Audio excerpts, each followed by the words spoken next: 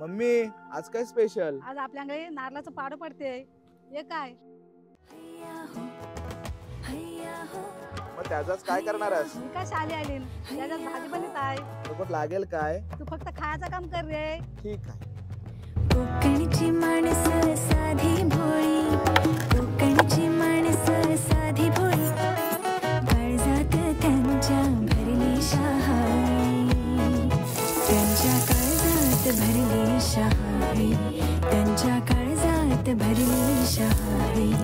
उंची माडांची जवळून